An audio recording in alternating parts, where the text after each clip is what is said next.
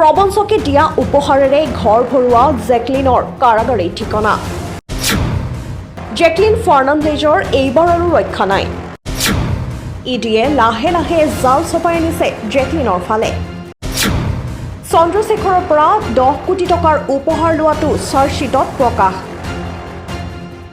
Jacqueline ফাৰ্নাণ্ডেজৰ এইবাৰ আৰু ৰক্ষা নাই।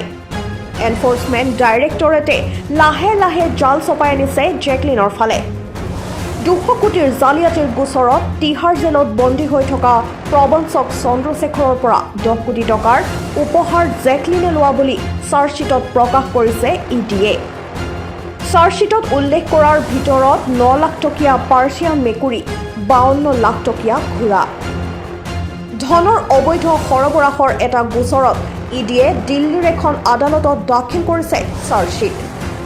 কেৱল জেকলিনেই নহয়, চাৰ্জশ্বিট আন এগৰাকী নৃত্য পতিয়সী নৌৰা ফাটেহীৰো নাম সন্নিৱিষ্ট আছে চাৰ্জশ্বিটত। তদন্তকাৰী সংস্থাটোৱে প্ৰকাশ কৰিছে যে তেওঁলোকে লাভ কৰা তথ্য অনুসৰি জেকলিনে চন্দ্ৰশেখৰ কাৰাবন্দী হৈ থকা অৱস্থাতো ফোনত কথা পাতিছিল। চন্দ্ৰশেখৰ জামিনত মুকলি হোৱাৰ পাছতে বিমান যাত্ৰাত ব্যয় কৰিছিল 8 কোটি টকা।